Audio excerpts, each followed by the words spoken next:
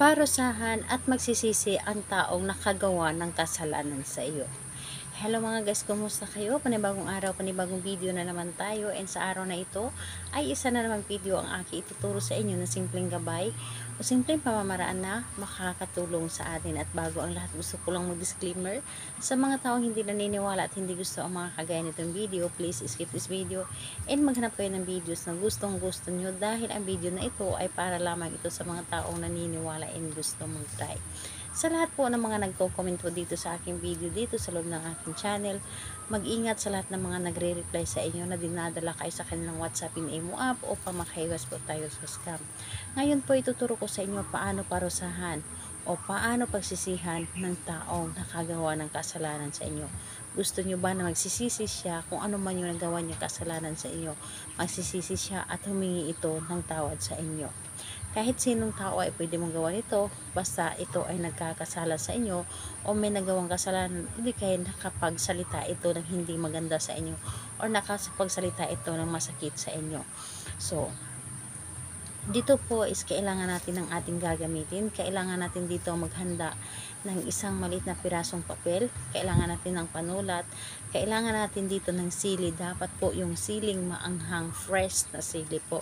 Basta ito, kahit anong klaseng sili, basta sili at fresh ito, yung maanghang po.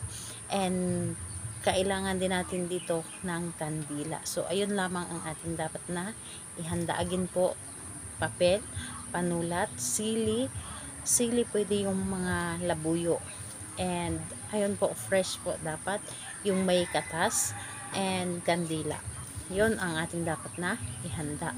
At kung handa niyo yung mga naibanggit ko na ating gagamitin, ang isod mong ihanda ay ang inyong sarili. Kailangan mo lamang dito na i-claim sa iyong sarili na gustong gusto mo itong gawin. Kailangan mo i-claim dito na ito ay para sa kanya, na dapat mong gawin dahil gusto mo na magsisisi ang taong ito. And ayun po, kailangan buo ang inyong loob sa paggawa and paniniwala. And kapag okay ka na, pwede mo na itong umpisahan. So, ang gagawin mo lamang dito is napakadali at napakasimple lamang. Dito sa papel, maliit lamang na papel tulad nito, isulat mo dito ang kanyang buong pangalan. Isulat mo dito ang kanyang buong pangalan, at pagkatapos mo isulat ang kanyang buong pangalan, kunin mo ang sili at hiwain mo ito. Hiwain, at yung katas niya, ipahid-pahid mo sa kanyang pangalan. So, ipahid-pahid mo dito sa kanyang pangalan, at habang pinapahid mo ito sa kanyang pangalan, sabihin mo dito, magsisisi ka at humingi ka ng tawad sa iyong mga nagawang kasalanan sa akin.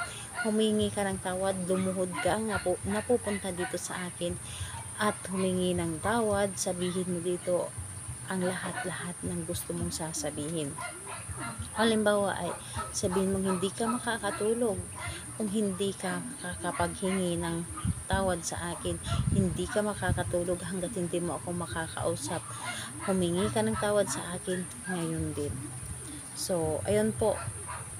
Sabihin mo dito lahat-lahat. At kapag natapos mo na ito pahiran yung buong pangalan niya ng katas ng sili, kunin mo ang kandila na nasindihan na. At patakan mo ito, yung pangalan niya na may katas ng sili, patakan mo ito ng wax ng kandila. Papatakan mo ito ng wax ng kandila. And habang pinapatakan mo, paulit-ulit mong sasabihin yung pangalan niya at yung gusto mong sabihin na humingi siya ng tawad sa iyo.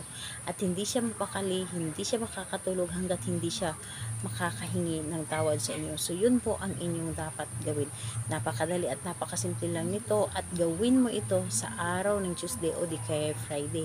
Dahil yun po ang pinakamalakas na araw na gagawa tayo ng mga ganito. And kung hindi naman Tuesday and Friday, kung nakikita ninyo may sinagang kon or di kaya full moon, mas maganda na gawin ninyo ito. So, ayun po, ano ang dapat natin gawin sa papel? Kumuha ka ng tela na itim or kahit anong klaseng itim, basta ito ay itim. Ilagay ninyo ito or di kaya ibalot at itago ito sa madilim na bahagi ng sulok ng inyong bahay, at hindi ito kailangan na masisinagan ng kahit anong sinag, kahit sinag pa yan ng ilaw. So, ayun po, ito lamang ang inyong gawin. So, salamat po sa inyo. Bye bye everyone. God bless us all.